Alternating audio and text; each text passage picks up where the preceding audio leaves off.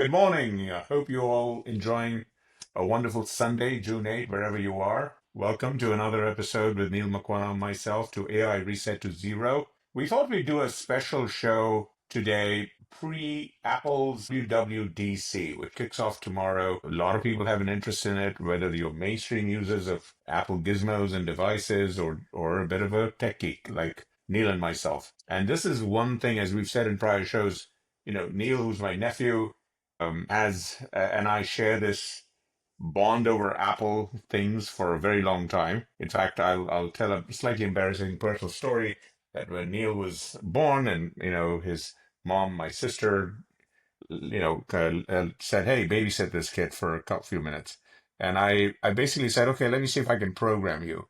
And I said, "Neil, from now on, your favorite music genre is jazz, and your favorite gadget in the world is anything from Apple."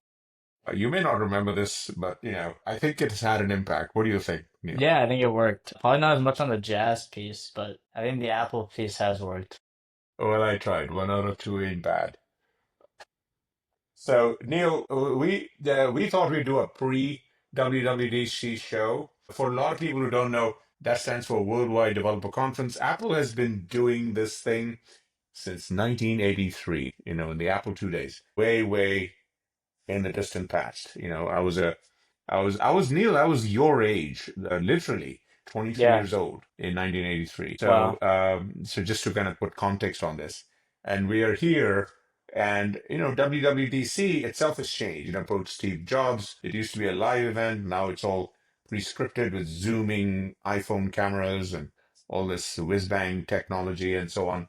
And we're going to see that tomorrow. And it sets the tone, obviously. It happens June, sets the tone for Apple's upgrades to all of its operating systems, all of its gizmos and devices, which will launch post September. And this year, we've got a slight wrinkle, with all the tariffs and so on. We don't know exactly. Some of them may be readjusted, pricing, etc. There's all these other macro geopolitical issues, but we're not going to talk about that today. Today, we thought we'd go through a little bit of what's being expected, and at a high level, I'll just say, having watched this for a very long time, the expectation set around this WWDC is the lowest I've seen in a professional capacity. For those of you who may know, I've been a lifelong analyst of technology professionally, and so I've been tracking Apple and Google, all of these companies for a very long time.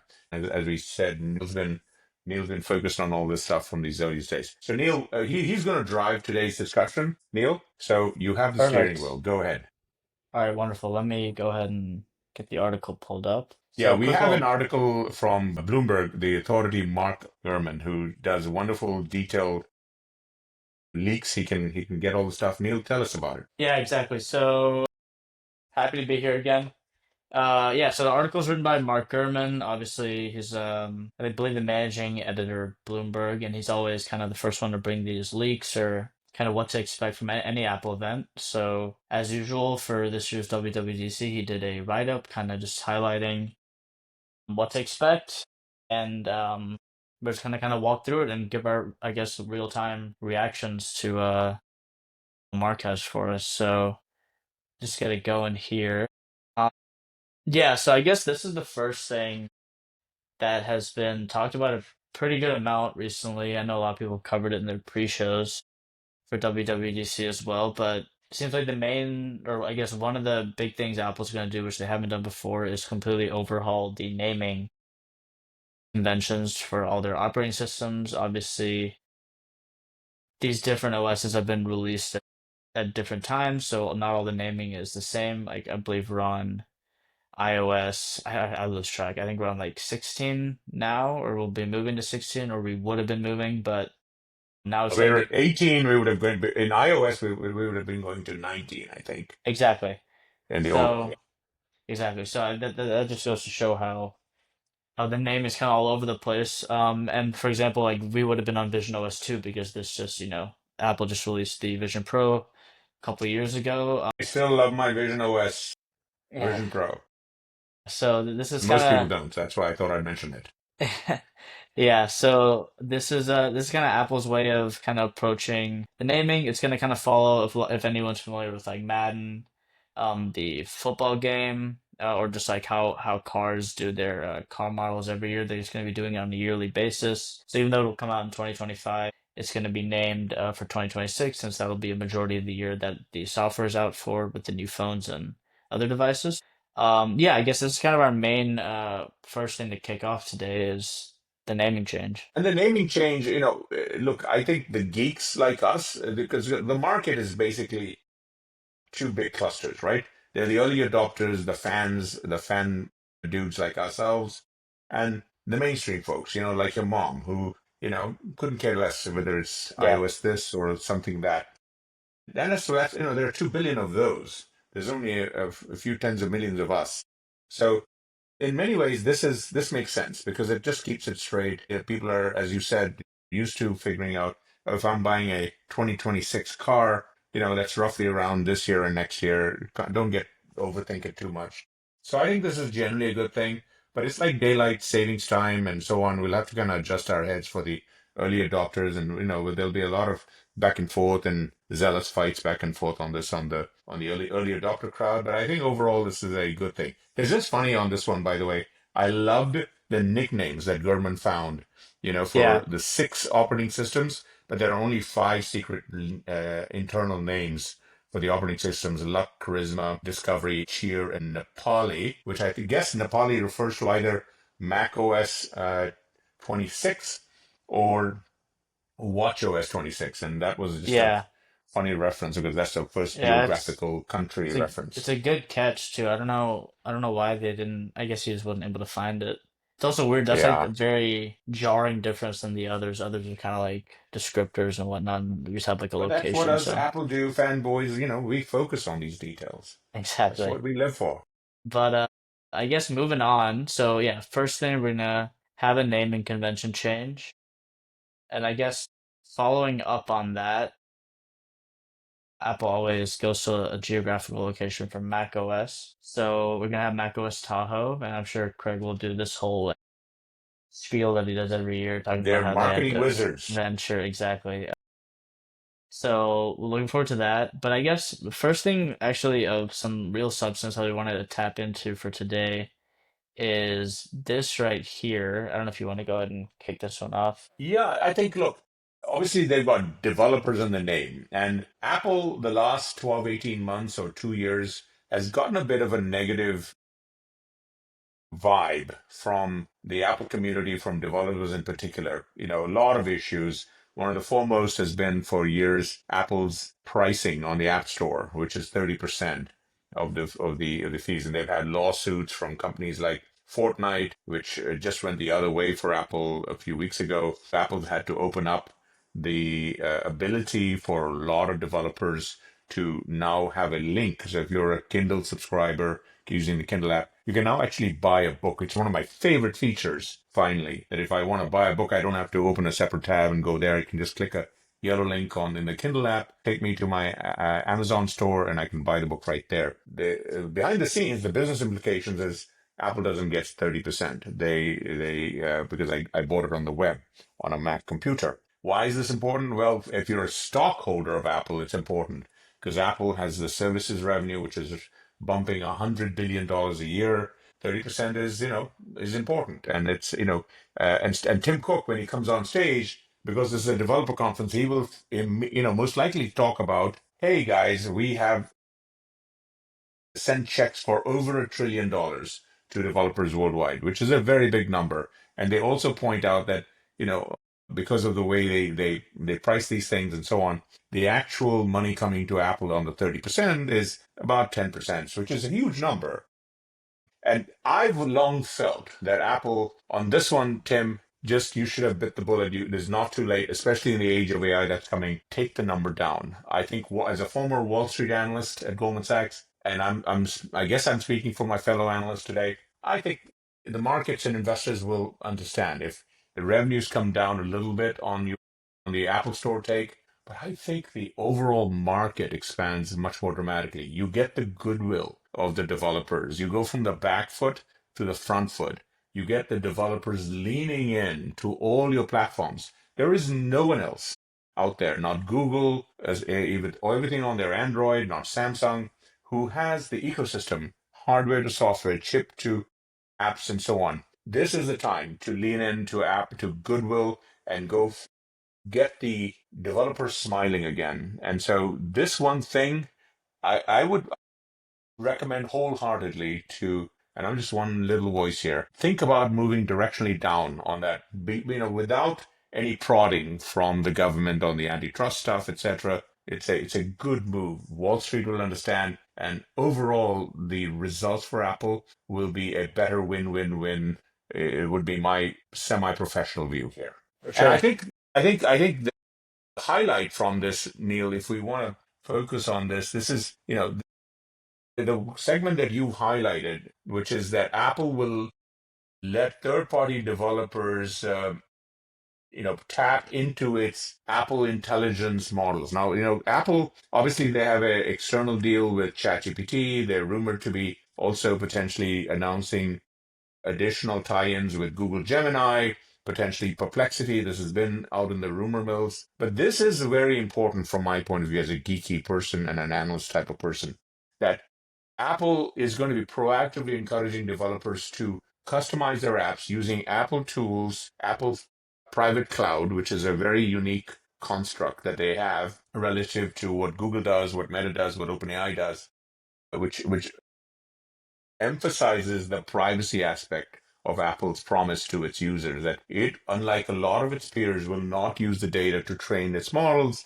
will not use this stuff to cross-sell other things. Apple has taken the lead on that, especially on its Safari browser versus the Chrome browser. Google actually took a step back on the privacy promise on Chrome.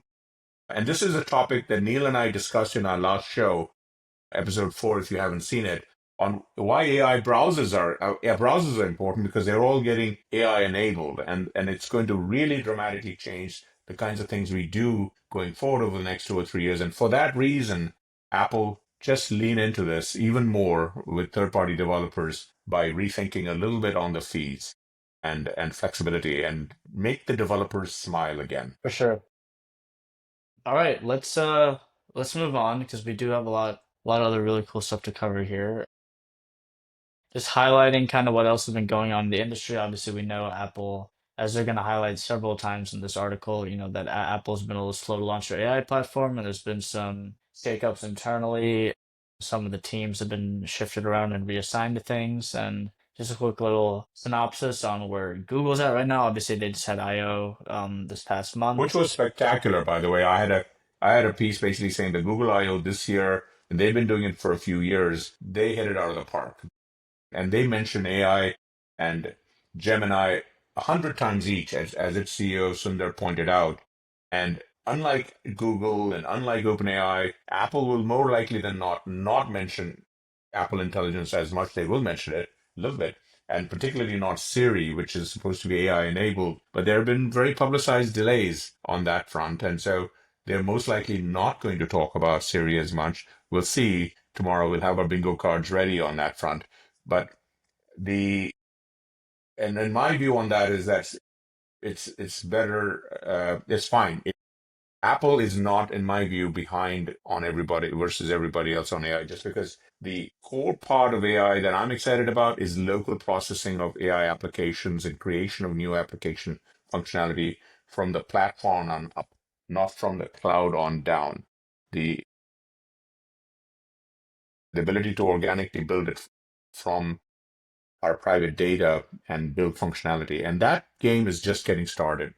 The Johnny Ive OpenAI merger was all about that. Neil and I talked about that also in a couple of shows ago. So we'll put that in the show notes. A very interesting narrative there for you all to focus on if you've not looked at it. But that is a singular opportunity that Apple has. And I think this year's WWDC, Apple, the expectations couldn't be lower, which is an opportunity. And it's an opportunity to hit it out of the park, because everyone thinks it's basically down and out for Apple on AI this year, Yeah, which I exactly. don't And think is right. speaking of Ive, as you just brought up, obviously they just had that announcement for I/O products with OpenAI and the acquisition. And there is, the sense of potential competition now from someone that, used to head up design at Apple. So it'll be very interesting to see how that plays out. I know we've had a couple of discussions. I know you've talked about this on some other shows, the potential for Apple to end up acquiring OpenAI and essentially pulling a repeat of what they did with when Steve Jobs went to Next and just kind of bringing Ive back into the company. I don't know if you want to kind of expand on that at all for anyone who may have not seen seen the other show that he Yeah, did a that couple days that ago. that is not a prediction. It's obviously a titillating kind of a prospect, right? Because we love great narratives and stories. And obviously, Steve Jobs, it's a famous story that the founder of the company who founded Apple back in the late 70s with Steve Wozniak was kicked out of his own company, went out and then created a multi-billion-dollar fortune around Pixar and changed movies forever, and then went on to create this computer company called Next. I was involved in potentially taking it public for this is in the 90s. And then Apple, which was going through its own challenges, almost went bankrupt around that time, believe it or not, decided to buy all of Next for, at the time, a titanic sum of 400 plus million dollars.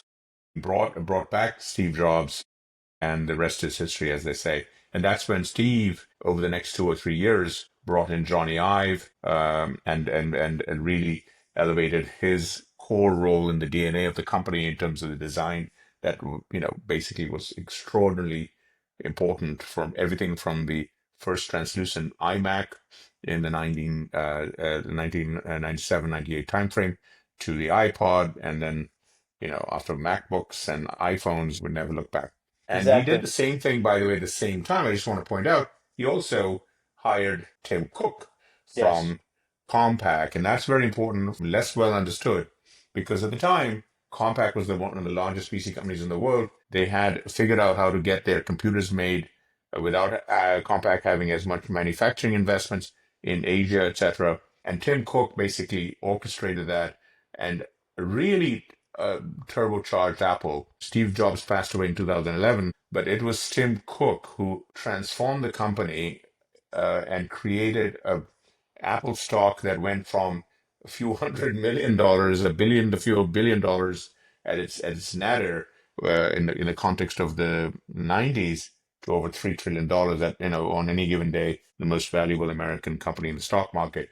And by the way, became Warren Buffett's biggest investment in all his portfolio at Berkshire Hathaway, which is important because Warren Buffett is not a technology investor, and he recognized the scale of what was going on in the brand value of Apple, and it's Tim Cook who delivered that. So I just want to highlight that yin and yang of the manufacturing design and the product design that Johnny Ive obviously is famous for. And so in that context, the notion that in 2 or 3 years, when OpenAI, who has the biggest language models, now is a partnership between Sam Altman and Johnny Ive, yeah, it's not out of the realm of possibility that those two are brought back into Apple through an acquisition or a partnership, etc. And that would, change the game meaningfully. And I've talked a lot about that on other shows. So I just wanted to underline that. Great. So that was kind of the prelude of the article. Here's kind of where Mark goes into the main, I guess, stuff to expect, starting off with this new interface that they have been working on internally. They're codenamed as Solarium, and it's essentially based on Vision OS and what Apple feels is the future of, I guess, user interface design moving forward. Obviously, they had a huge bet on the Vision Pro and Vision OS, and it's something that is still going to take some time to fully realize in the market and in the hands of users. But the main thing to highlight is they are kind of switching back to this skeuomorphic design that they moved away from. I Neil, believe it explain was, skeuomorphic. Can you explain yeah. skeuomorphic? Because your Remember mom is going the to be watching. exactly. So skeuomorphic is essentially this design language where you're mimicking real life objects. So think of how on the old Notes app back in like iOS 11, it actually looked like a piece of an actual physical notebook. Think of the like textures that used to be there, the glass feeling. I know a lot of people who were on the Windows computers back in the day, Windows Vista and whatnot, had those like glass interfaces where it feels like you're actually interacting with a real physical piece of glass. Apple moved away from that famously and kind of changed caused this like design shift where Apple and Google and all these other software companies kind of flattened everything. So there's a lot of flat geometric shapes with no, I guess, texture. And they seem to be moving back now in the other direction with the Vision OS. And as this article is kind of saying, they are trying to bring this design language back to all of their operating systems. So you can kind of read about it a bit here, but the main interface element will be this digital glass where they're focusing a lot more on light and transparency. And I think this is interesting more from the aspect of this will kind of be the first visual rehaul that we've had for iOS and all the other operating systems for a while. As I said, I think it was iOS 11, so it's been around maybe a decade or more since they've kind of had a complete overhaul. Not as much from a functionality point of view, but obviously this is something that a lot of people I know my age focus on. Is just like the look and aesthetic of their phone. A lot of people, since Apple's recently opened up the ability for people to customize app icons and layouts, stuff that obviously Android has had for a long time, people are able to kind of make their devices more personal to them. So it'll be very interesting to see how this is kind of integrated into that environment and how people react to it. I think it'll be good. I think often with a lot of these software updates, people's main complaint is there's not enough changes visually and functionally. So I think this will address a lot of people's qualms that they've had in the last few years by overhauling it and hopefully kind of unify all of Apple's operating systems to kind of feel a bit more familiar as it's kind of, one big environment for people to play around in.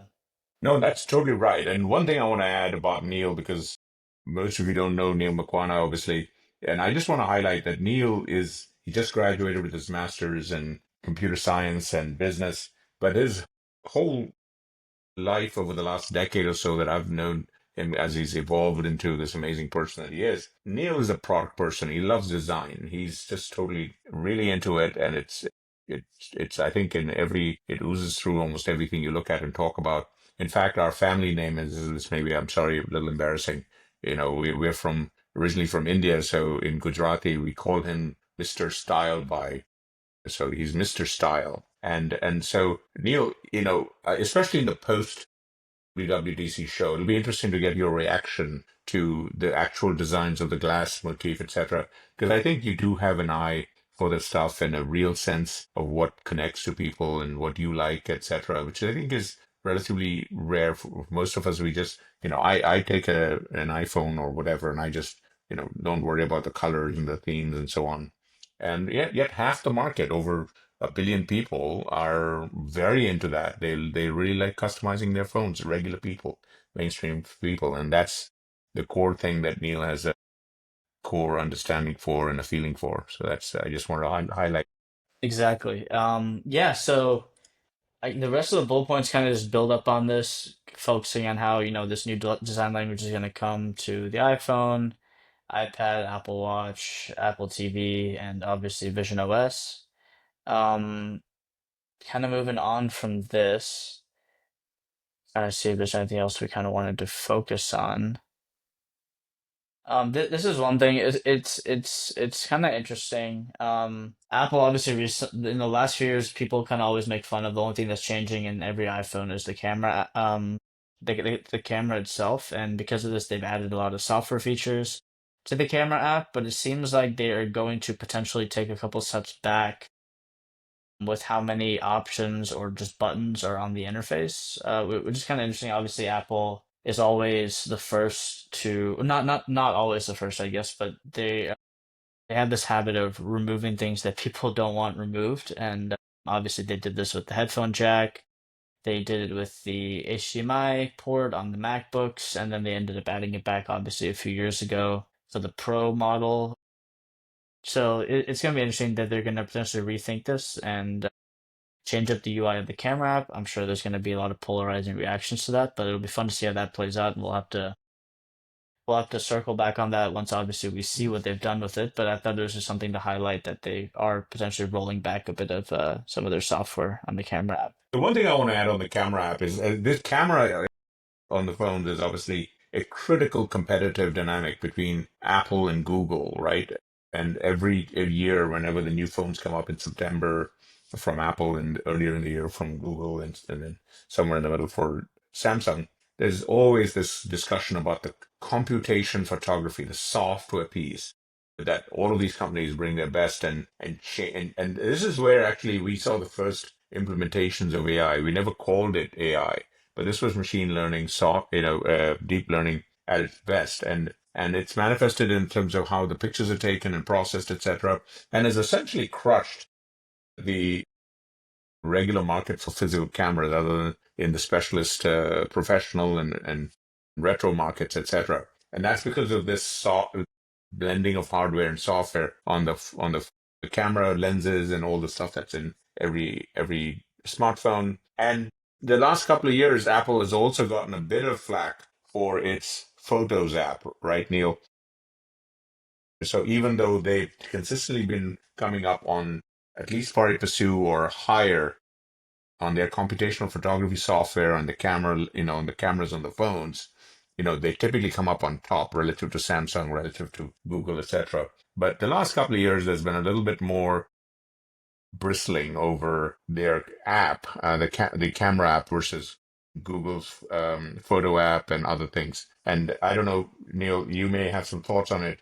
I think there's a lot of detail in the weeds kind of stuff they could do a little bit better, but there's some room for improvement relative to the competition there on the app side. Yeah, exactly. Obviously, they have the tech in the actual camera module, but it'll be interesting to see kind of what direction they go in and what exactly Gurman's referring to when he's saying that they're rethinking this approach. Does that mean they're going to potentially remove some of the software options? Are they going to rethink it, consolidate it? Because I know there's this whole like divide between like the power camera users and the casual people. Obviously, majority of the people are casual. They're just pulling out their phone, they're taking a picture of something in front of them. But some people really do like to have, complete control over, raw photo and, you know, having the ability to change the color grading and whatnot on the fly while you're using it. So, well, yeah, it's one of those things we'll have to circle back on and see kind of what they end up changing. But something else I wanted to highlight, I guess, the point under it, talking about the Messages app. Obviously, Apple made a pretty big step last year because of several external pressures, but they adopted RCS, which is essentially, for those who may not know, just the convention that the Android phones use to where you can message between devices and get simple things such as a read receipt or even something like a typing indicator when someone's typing. This is also the reason why when an Android phone would send a picture, a photo, or a video to an iOS device or any other Apple device, the quality would be a little degraded. And the green versus blue bubbles for your generation, Neil. Yeah, exactly. The whole green versus blue thing, which is kind of what I wanted to get into in a second here, is because Apple made this change for RCS and whatnot. And it seems like they're kind of following again in the steps of WhatsApp by, adding some of these things that have existed on several messaging apps for a while, creating polls, setting background images and whatnot. But something that I think, I mean, I don't know if other people have had this experience, but even with the RCS integration, there's still been several bugs and issues.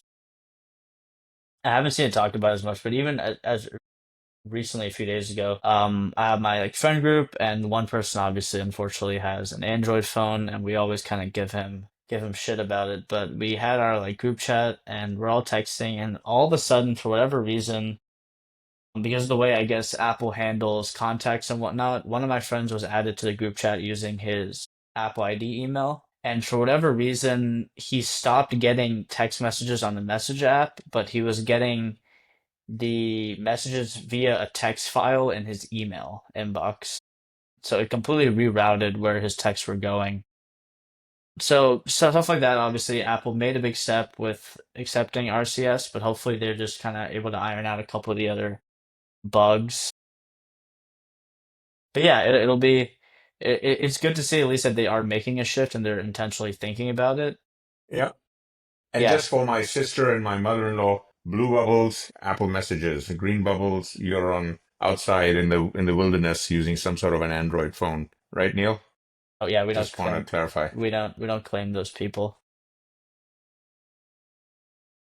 But They're on the outside looking in. Okay, they got are it. exactly.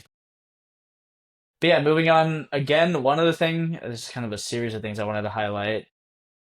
This is something that I talked to a couple people about who I guess a little bit more design focused and just like the ability to edit things quickly. The preview app is, in my opinion, probably one of the most underrated apps that Apple has on the Mac. Obviously, Photoshop is what most people go to make quick edits or annotations to pictures. Obviously, Adobe Acrobat and whatnot for PDFs, but Preview has done a really good job of just adding really core basic features that you can quickly, edit a picture, crop something, remove a background without having to load up Photoshop and, familiarize yourself with this whole new interface. So it's good to know that they are still thinking about Preview and they're gonna seemingly add it to iPad and iPhone, which obviously is a welcome This addition. is So I just this wanted to is highlight huge that. for me. I love this because everyone talks from the iPad side. Oh, I wish it was closer to my Mac OS, and that's been a big push, especially as the iPads have gotten a lot more powerful. In fact, they got the M4 chips before the Mac computers this in the last year or so. And I'm less bothered about fusing the two Mac OS, iPad OS, but commonality of apps across these systems like Preview.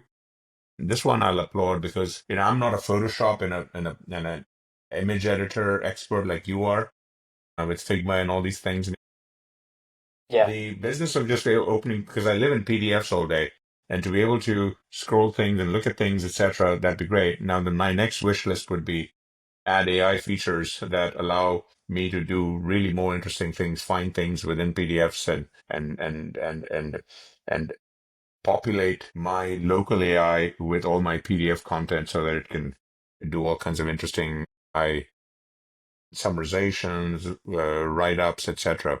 So, and that potentially could be in preview. It could be in Apple's productivity apps, which have been forgotten for the most part.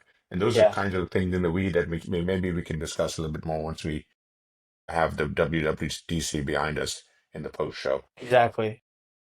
Moving on from this one, a couple things about the Games app and some minor Vision Pro additions. I'm excited about the games, by the way. I just want to say I like Apple Arcade. My mom, who passed away 3 years ago, she was a total Candy Crush fanatic. And Neil, you obviously helped her a lot Yeah, get to the upper crazy tier level because she didn't speak English, so the pop-ups were just killing her. Having Apple Arcade that basically minimizes spam was a huge thing. Now that the Apple Silicon on the computers and the iPads are getting so powerful, Apple, I think, has finally a moment to really attract more console games and AAA games into the iPad and Mac OS universe. That has been pretty much the domain of Windows computers. It's the only reason I have, two or three Windows machines lying around is to play the games on that front. And a lot of that in the weeds has to do with NVIDIA support on the Windows machines, whereas Apple's typically used its own silicon, etc. And so graphic GPU support is a key thing. And historically, for those in the weeds, there is a little bit of bad blood historically over the last 20 years for a bunch of really not that important reasons between NVIDIA and Apple. And one thing on my wish list is that they make up and really try and do a little bit more things together, especially on the game side. Because on the game side, this year, NVIDIA brought its Blackwell GPU, which is the server stuff, the AI that powers the AIs, into their state-of-the-art GTX gaming graphics cards, the 5000 series. And the Switch 2, by the way, the Nintendo Switch 2, talking about games, which just got released this week. There's 150 million of these things from Switch 1 about 8 years ago, just got released. And that one has a very customized NVIDIA chip, a system on a chip. And the reason I'm going on all this is Apple has a huge opportunity, I think, to really make a foray into games. And the fact that they're consolidating the games piece and maybe upgrading that at WWDC, this one is one I'm going to be leaning into a lot tomorrow when they go through this. By the way, if you haven't noticed, I'm a bit of a gamer, so devices. Seems like they're going to be kind of integrating that to allow people a little bit more customizability on how they're interacting with the UI. Is this an issue you've had when using it? Like, do you wish you had no. a wand or anything? No, again, the broader thing on this front is I just want Apple to figure out ways to excite developers beyond its iPhone and Mac OS platforms to give them reason to really focus on all these other platforms where they have such an advantage. Vision Pro is a teeny market, obviously. Only a few really early adopters have these things. So that's not as restricted. I use the Vision Pro still on a regular basis, mostly to have a virtual screen on top of my MacBook. I can, especially when I'm traveling, to see the whole Mac screen in a much big visually. I can do a super wide, etc., and that's very useful. But I would like to see more third-party developer support and Apple leaning into, especially the big developers. Apple, Google, just make up. Neil Mohan, who runs YouTube, just put in a YouTube app for the Vision Pro. It's not going to make any difference from a business model point of view. Wall Street is not going to care. But you know what? It's good. It's good for people to get used to it, whether it's on the Vision Pro goggles or Google. When you have your own Vision Pro copy goggles with Samsung, people will love this. The last thing I'll say, which is the mainstream aspect of this, is that there is a big opportunity both for Apple with their goggles and the Vision Pro and with Samsung. And they've shown some of this, and we discussed this with MKB HT's video clip from a couple of shows ago, right, Neil, where we talked about how Google is leading the charge on mixing voice AI with Gemini with graphical user interfaces in that goggle environment. And Apple has the same opportunity. I don't think we're going to see big innovations on that on this round tomorrow, but the notion that they're going to use eye tracking, where I can use my eyes to scroll up and down pages and so on, that is interesting. I'll try it. Again, these are in the weeds kind of features, not mainstream.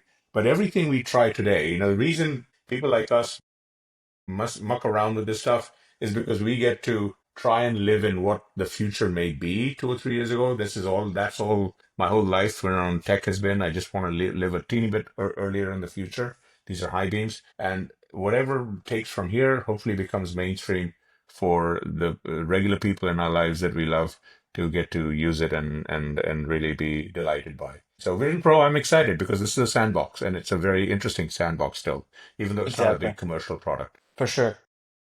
I guess one other Oh, thing I like that the pencil. I'm excited about the pencil. Sorry, I had to yes, no, highlight the pencil. I love before the yeah, pencil, before the pencil. Go ahead. one thing that I wanted to quickly talk about was I don't know what exactly Mark is referring to by this, is that they're revamping some of the multitasking features on the iPad to be more Mac-like. You touched on this a bit earlier. The biggest complaint I feel like about the iPad is people want it to be more Mac-like. Apple's made it pretty obvious that they want it to be its own thing and kind of live in the middle. But over the years, they have added some stuff. The thing I wanted to point out is here, Mark is saying that the new functionality may require a user to be hooked up to a keyboard and trackpad, such as the company's Magic Keyboard. So it seems like they are going to fully wall off some of the new multitasking features to require a keyboard and trackpad, which is kind of interesting because it seems to be going in the Mac-like approach then if they are mandate that people have external things hooked up to it.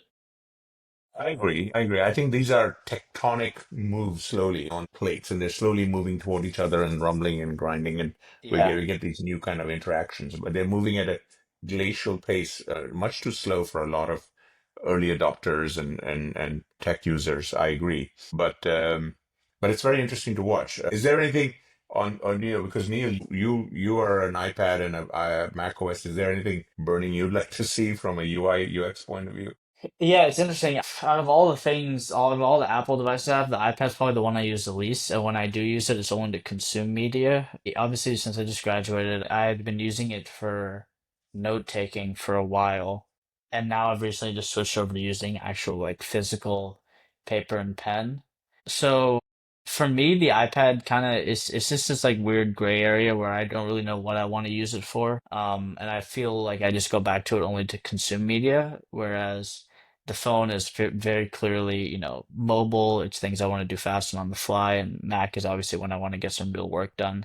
So, yeah, as a user, am a little unsure as where the iPad sits right now, and it seems like Apple's trying to figure it out themselves too, because everyone has such different use cases for it. But yeah, we'll just have to see kind of what direction they choose to go in. And obviously, as you pointed out, they are doing some updates to the pencil, which is always welcome. They seem to be adding some sort of calligraphy. And it's important for you because you're the artist in the family. Yeah, and you can actually draw and sketch. I'm lucky if I can draw a round face. So yeah. this is very So exciting from your point of view. I agree. yeah, I think I think the Apple Pencil is very underrated accessory that Apple has. I mean, everyone that I know that has an iPad has an Apple Pencil because of the ability to take notes and whatnot. So at least in college. And by the way, everyone's, uses, so I just got a Surface thing, and they I had to get the Microsoft Surface Pen for $130 or whatever. I've already lost it. I don't know what the heck, because I don't know what to do with them things. And the same thing with Samsung. I've been a big fan of the S24 and now the S25, and then the Note, which has the pencil, and it always sits there the whole year. It's one of these aspirational things, I think, and we should have a discussion on it maybe in the post show, because you and I both love writing and notebooks and so on and so forth, and you just moved to paper, like you said. But this notion of trying to find electronic ways to write better, and I have every device known to humankind, including the Kindle Scribe and so on, and we've talked and played with this stuff. But even in 2025, nothing beats paper and pen. And again, here, Neil, my nephew, he spent a long time finding the right notebook and the right pen, right? He found Japanese manufacturers that do the Yeah. stuff. And if he wants to let the world know, he'll put this his favorite notebook and pen in the show notes, because he came up. They're really good. Yeah, I'll have to we'll have to link it. I won't gatekeep the writing utensils and stuff. Yeah. I mean, Tell them the brand names. Tell them the brand names, yeah, because so the these are notebook, really good. I just got mine because of Neil's recommendation, and they're great notebooks and pens. I love them, yeah, so the and they notebook come is in all sizes. from this Japanese company Midori. I guess they're well known for the paper that they use. It's like prevents smearing and bleeding, which is something super important maybe because I like writing in Sharpie. And then I got a couple of Muji pens. It's another stationery company out of Spell the Japan name. that Spell the does. name so that. Yeah, Muji is Muji, and then Midori is Mid.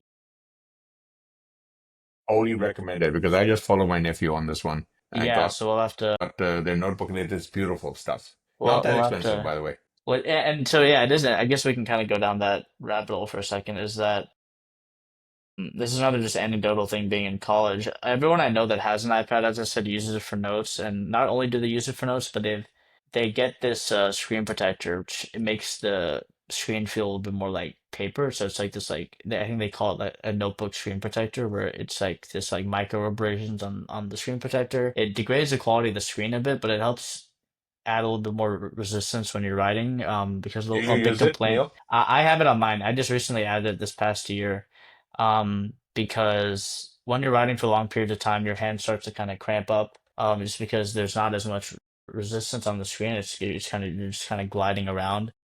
So it's nice to get that paper-like feel. So just because we're on the subject of notebooks and people using iPads and stuff to write, I thought I'd just mention that No, I a love lot this of people topic. do have that. We could do a whole show just on this at some point, and we may, because Yeah, there's also the business of what apps we use.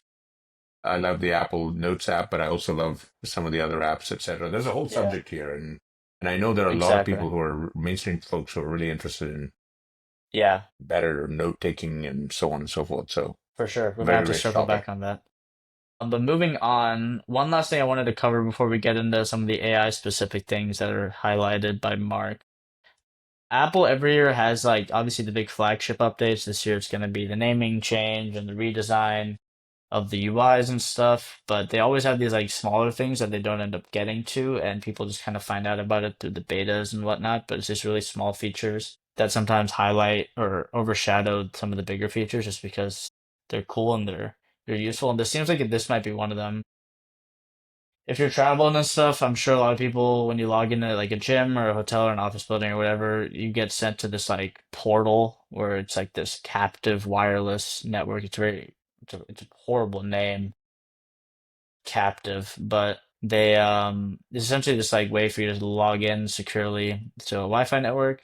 But the biggest pain is that, once you do it on your phone, you have to redo it and everything else. So it's good to know that they're potentially syncing this across all devices.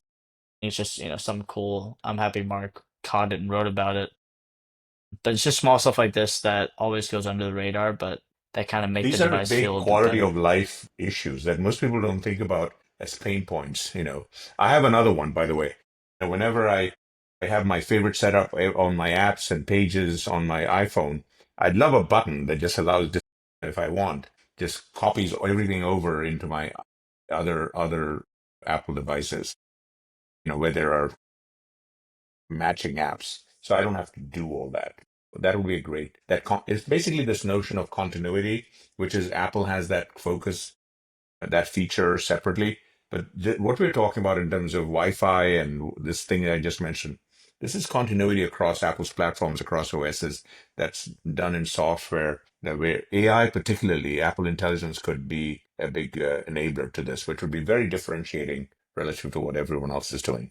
Which leads us into the next topic. Exactly. And here's kind of the thing that obviously everyone is thinking about right now, and that Apple has been getting a bit of bad press about is how they're handling a lot of the AI related features. So there's a lot of stuff in here. We can kind of just touch on whatever we feel like and add our own things, but it seems like they're going to be focusing a lot more on the translation piece of things and adding not only translation on the device, but also through the AirPods. Obviously, AirPods one of like Apple's best selling things. I use them every day, can't live without them, and it's like something. I mean, it's not a day I walk down the street where I don't see AirPods in almost everyone's ears. It's pretty crazy how much they've blown up, but as it is, they are seemingly adding in live translation. Obviously, something that Can't wait. has been on Android for a couple of years through the Google services, but it'll be a welcome addition for Apple. One thing I'll say there, because everyone, especially Android fanboy, and by the way, just for record, I own every Android phone out there. It's on my other desk there. I'm a big Android user as well, just to kind of be in both worlds. But the one thing I will say, when people say, oh, this feature has been on Android forever, the difference is that over half the market are AirPods. And so when you're doing translation, the biggest problem is if I have the latest Android headphones and I have them, is that when I want to use them, almost no one I'm talking to has the exact same Pixel or Android device or the Android headphones that talk to each other. And the magic theoretically, and we'll see how they demonstrate it tomorrow, is that let's say there are two people in two different locations, or both on AirPod Pros, and talking via the phone because the phone is going to enable the translation capability, as I understand it. But the notion would be that if I can talk to someone else and they speak Spanish and I don't speak Spanish, everything I say in English is translated back in here. I don't have the visual distraction of their speaking Spanish and my hearing English. That is a killer feature, and it becomes killer not as a feature, but the fact of that the network of AirPod users is much larger. And if they can make it enabled across most AirPods, not just the AirPod 2s, but let's say the regular AirPods off anyone's iPhone, let's say iPhone 15, 16, as far back as they can go, then they get millions of people using translation in a way that is closer to the universal translator of Star Trek, which, by the way, was the inspiration for almost every tech founder that I know and CEO for all the stuff that we're aspiring to do with AI. So that is why I'm excited about translation in the AirPods, as opposed to Android's had translation in Android for a long time. This is not a feature matching contest. This is about actual utility of the product that only works if everyone has the same gizmos in their ears and the software allows it to do this magical translation thing. Exactly. Um, Moving on from that, we kind of touched on it a bit earlier, but they are going to be opening up these foundation models to developers. So I obviously, love that. That very is the single welcome. one thing I'm jumping up and down on. Exactly. And this is Developers, gonna, developers, developers. and this, Every time I see that paragraph, Neil, I say it reminds me of Steve Ballmer yeah, back in the 80s as well at Microsoft, who was the co-founder, Bill Gates' number two. jumping up and down at a developer conference called Developer. We'll put up the Yeah, video when we'll we add the put this clip. podcast up. Developers, developers, developers, developers, developers, developers, developers, developers, developers, developers, developers, developers. Yes! But it is hilarious. And then I would love to see Tim Cook run on stage or do his pre-recorded where he's jumping up and down, doing his best to bomber developers, developers, developers, because that is the message Yeah, that is needed at this point when everyone is counting Apple out on AI and all of this stuff. Apple, just go out and tell people and show the developers that you really are leaning into them. You want them to be much more successful than they have ever imagined with all the things, and just lean into this. And I've talked my head off on this. This one is the most exciting thing, I think, for this year's WWDC. We'll judge it post the show on a score of 1 to 10. We'll see. exactly. And so yeah, we will definitely go and add that clip. And well, one quick sidebar: when you do see that clip, obviously it is in person, and Apple for years, ever since COVID, has shifted to these pre-recorded events. Obviously, Google and Microsoft are still doing theirs in person, and because of that, I know at the last I/O there were a couple of glitches with the demos and whatnot, and I know Microsoft has had a couple of issues as well. So, yeah, it's just interesting to see that Apple's sticking with the pre-recorded ones. But yeah, it would be. I think it will be definitely a welcome thing. I mean, this is WWDC. It is for developers, so the fact that they are finally opening this up to them is great, I think. Moving on, this is one thing that we've talked about a bit. I want to get your thoughts on it first, and I can kind of talk about how I've been using it. But Genmoji, obviously, with a lot of the AI powered models, people are able to generate their own emojis and whatnot, and Apple is making some small upgrades to it. But I know before we started rolling, you said that you had a couple thoughts on this. Yeah, I mean, emojis and Genmojis, I'm being a geek, is that this is the one thing I'm part of the population that's the least excited about this, other than when I'm talking to real people in the real world, like my sister and friends who love emojis. So obviously this is amongst the most popular stuff out there. And I as a geek tend to underrate it. I was very surprised, for instance, when Sam Altman and OpenAI introduced the text to image and the Ghibli trend, which I've written about on Substack, we'll put it in the show notes, just blew up to the point where they had millions of people joining ChatGPT, over 1 million an hour at one point, just to do the Ghiblification of their images and their loved ones' images and so on. And Genmoji is a lighter version of that, as I understand it. And I'd love to understand, Neil, from your perspective, because you're closer to Yeah, mainstream use on this stuff, especially your generation. yeah, This is going to be important. I just love to understand, what do you think? I love Genmoji. I don't know anyone that uses it as much as I do, and the reason for that is as follows: is Apple in traditional Apple fashion has walled off the features to certain devices, and since I do have one of the newer iPhones, I'm able to, run these models and whatnot to a point at which it's kind of become a running gag. Whenever somebody wants an emoji generated, they like send me a prompt like I'm ChatGPT, and they make me generate it, and then I'll send them the emoji and they can use it to send to people and use it in conversation. So I'm a big fan of Genmoji. I probably use more Genmojis than I do actual emojis, just because I feel like they're a lot more expressive and stuff.